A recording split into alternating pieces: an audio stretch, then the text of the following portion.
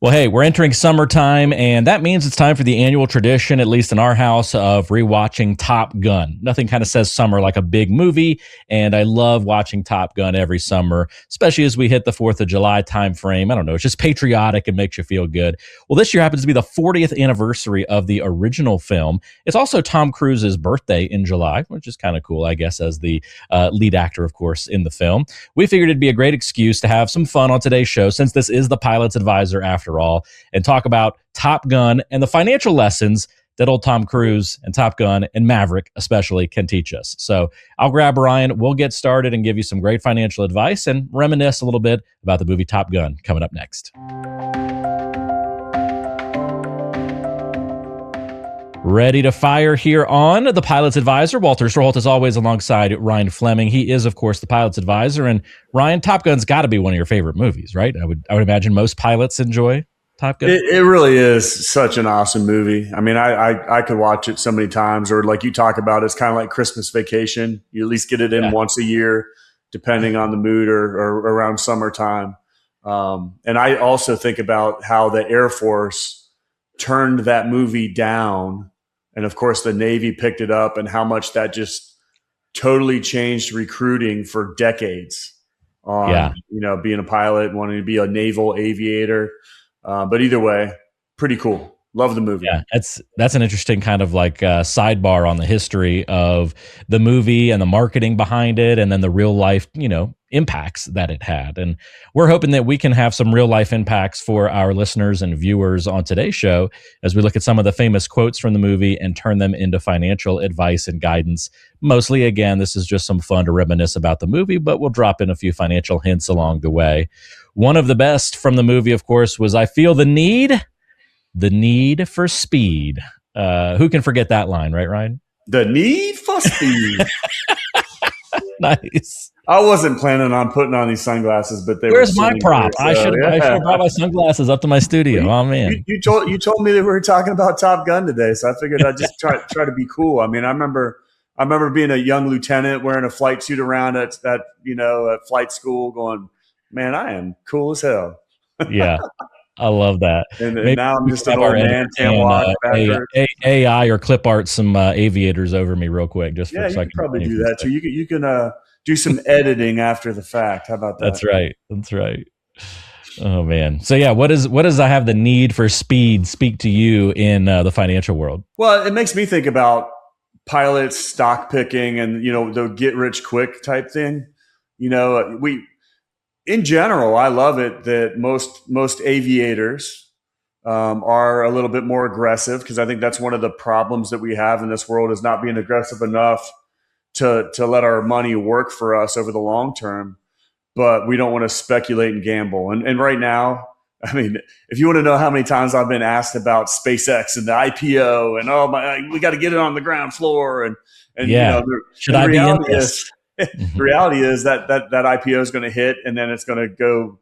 Maybe it goes way up for a day or two, and then it'll crash for 6 months. I mean, that's just kind of how it normally works out. And most analysts are like, wait for 6 months until it settles and finds reality before you do that. But the need for speed, everybody wants that hot stock, and they want to get rich overnight, and that's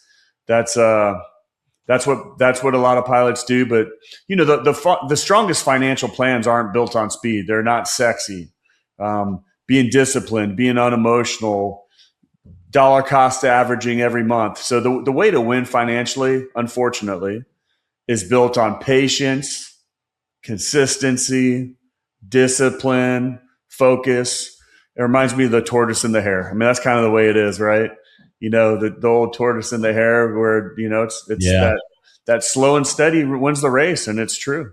But a lot of pilots, especially those who may have military background, I would imagine, they're not, hardwired that way. They are hardwired to be the more aggressive, wouldn't you say, to have a little bit of that need for speed, that edge? I definitely agree with that. And I do think it changes a little bit as they age, which is a good thing, as the reality of retirement gets closer and closer. Yeah. Then they start to get a little bit more conservative and start seeing the writing on the wall, per se.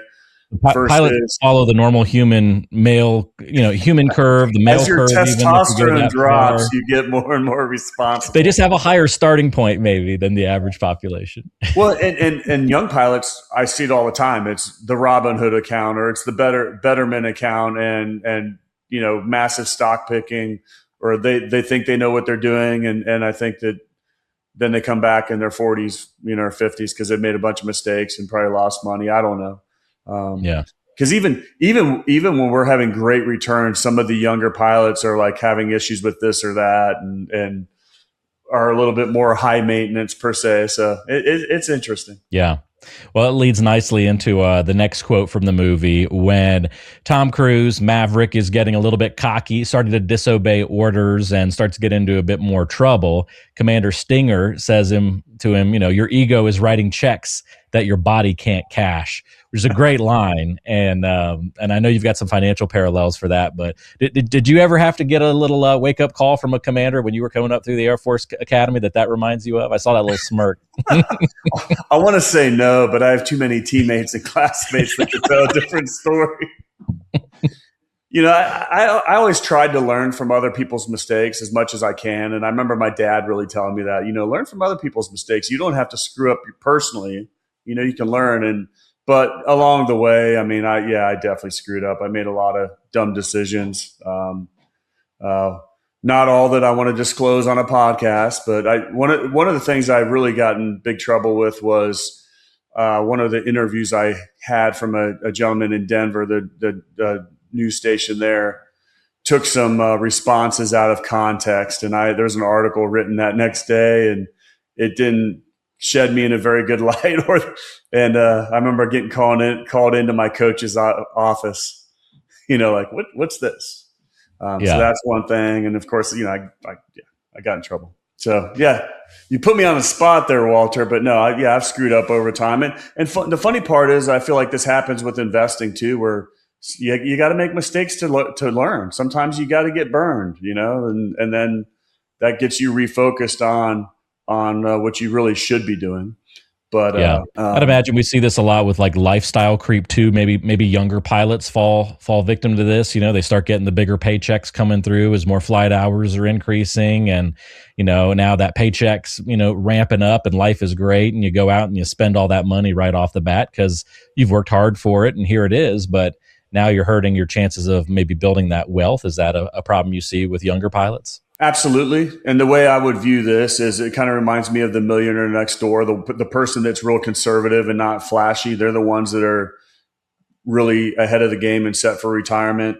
Young lieutenants out there buying the flat. And I was guilty of that too. I had a Harley and a BMW, and at the airlines, it's those younger FOs buying their captain house before they should.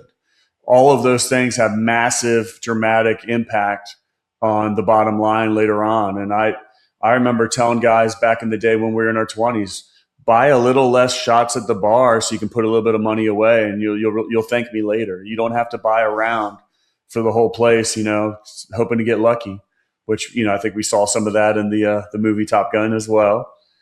Yeah.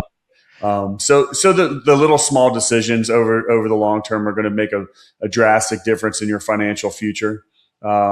The newer cars, the bigger homes, the extravagant vacations, those are all great for the housewives of Destin or the keeping up with the Joneses. But that outward appearance of wealth, in reality, behind the scenes is a very, very different story. Those that don't have all those things are the ones that actually have all the money. This leads in then very nicely to the counter side of this, and that's the opening of the film, right? The iconic song, Highway to the Danger Zone. That iconic opening makes it clear from the bat that, right out of the gate, that this is not a world without risk, especially for pilots, especially, for those Navy pilots in the film. You're going to live with risk. And so this is where we get back to that balance a little bit of, hey, you kind of need that aggressiveness. You need to not be afraid of risk to succeed in this arena. But, got to take calculated risks, take your risks at the right time, all of those kinds of things. I got to think that this rings true very much for you when it comes to just the market, right? And dealing with volatility there. Well, risk equals reward.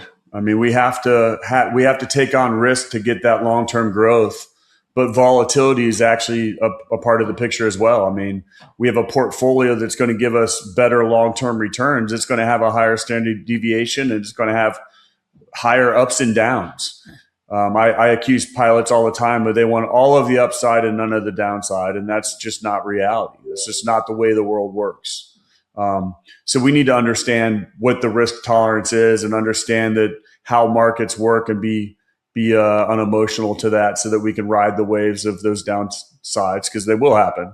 I mean, we have a 10% correction in the market almost every single year. People just don't remember that. They don't remember the panic, and the hardest part is when you look at, you read magazines or you watch on TV, like it's all about increasing ratings and selling more magazines. So it's all designed to induce fear and panic, and you can't let it affect you. Well, our next one, Ryan, is a little bit of a bonus one because it's not from the original Top Gun, but the newer one, Top Gun Maverick. And it was "The future is coming and you're not in it." The Rear Admiral tells this to Maverick, and I thought that was kind of interesting. A little bit of a wake-up call for the aging, Maverick in the sequel movie. Yeah, I'm trying to remember that exact scene. Do you remember exactly where that was at? Yeah, if I remember correctly, he's kind of being reprimanded again, getting into trouble because he's kind of pushing back and trying to show that he still belongs in the area, and he just trying to kind of push back against authority like he always has. And they're saying basically, "Hey, you're old now. This is a young man's game. Get out of here. The future's coming. You're not scheduled. You're not in it." I don't know why this pushed me to talk about this, but that we had. I just remember Memorial Day weekend, and we were supposed to record a show, and we missed out on that.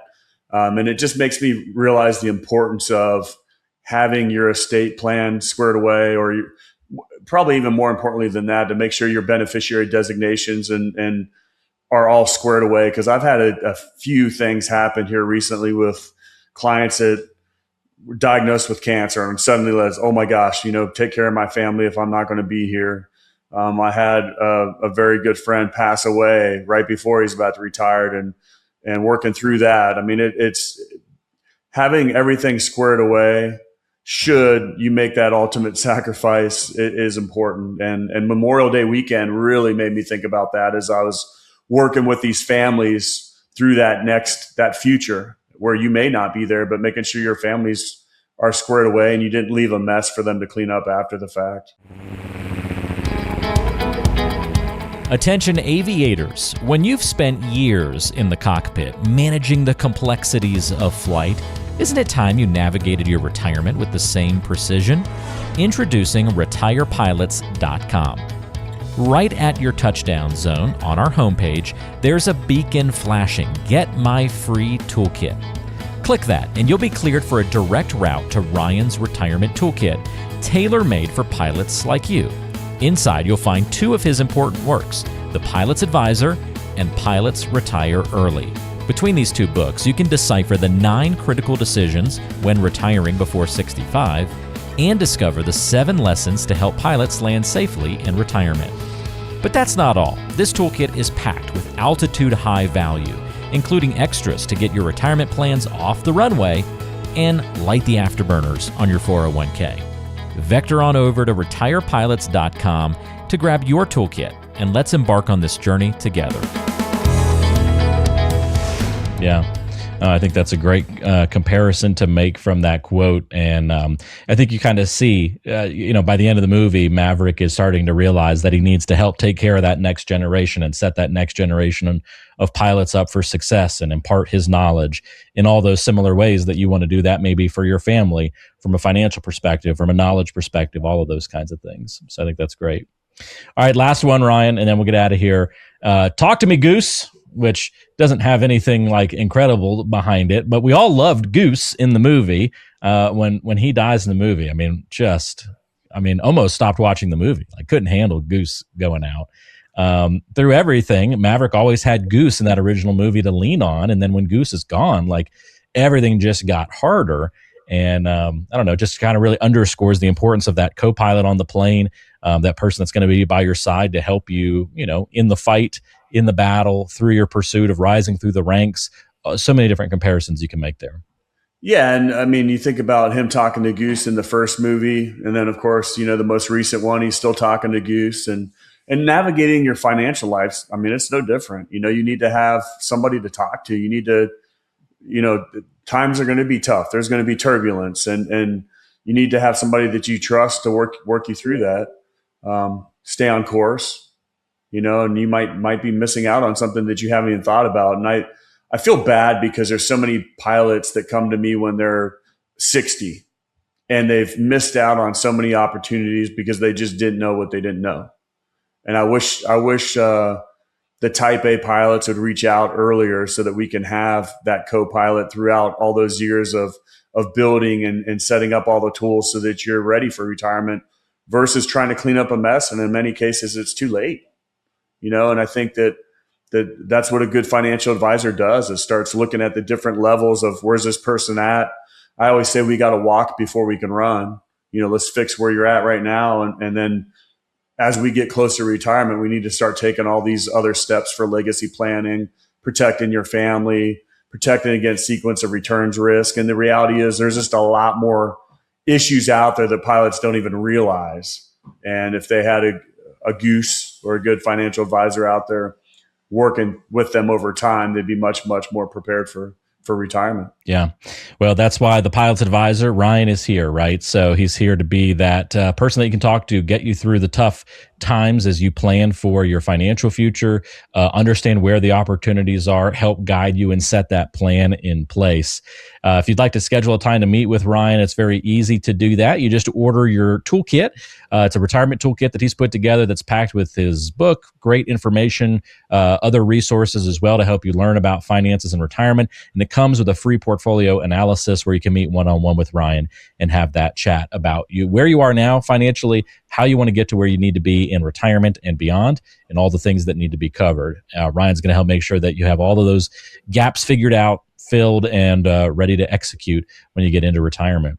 And I think the final lesson here, you look at Maverick and Top Gun, Ryan, and it really comes down to he was cocky, he pushed the envelope, he was a very aggressive person, but he learned that, I've got to be a little bit more self-aware. I've got to dial it back at least a smidge. I've got to have some semblance of a plan and some self-awareness of where my weaknesses are if I want to truly succeed. And he was able to dial those things back in, still have that edge to him, but execute because he had some of those guardrails in place. And it's the same thing with putting together a great portfolio. We can be aggressive, but we need guardrails. We got to find that right balance, and we're going to experience that not only short-term, but the long-term success too. And that's my big takeaway from the Top Gun conversation. Yeah, I thought you did an amazing job of bringing that to a close. And what it made me suddenly just realize, thinking about that movie, was when he finally realized that he needed to protect his wingman, that he needed a wingman, and the benefit of having somebody there to help you out or watch your six per se. And I think that's what an advisor does. And I don't know why anyone out there that's not working with an advisor would not at least take advantage of a free portfolio analysis. You may think that you're doing great, but let's look at what you've been doing compared to what I've been doing with my clients. It might tell you a very, very different story. And you don't know what you don't know. So reach out. More than happy to do an analysis and talk with anyone out there. You can, of course, go to retirepilots.com or just look for the link in the description of today's show, and you'll be all set. Ryan, thanks for the help, and we'll talk to you again soon. Have a good one. Take care, everybody. We'll see you next time on The Pilot's Advisor. Information is for illustrative purposes only and does not constitute tax, investment, or legal advice. Always consult with a qualified investment, legal, or tax professional before taking any action.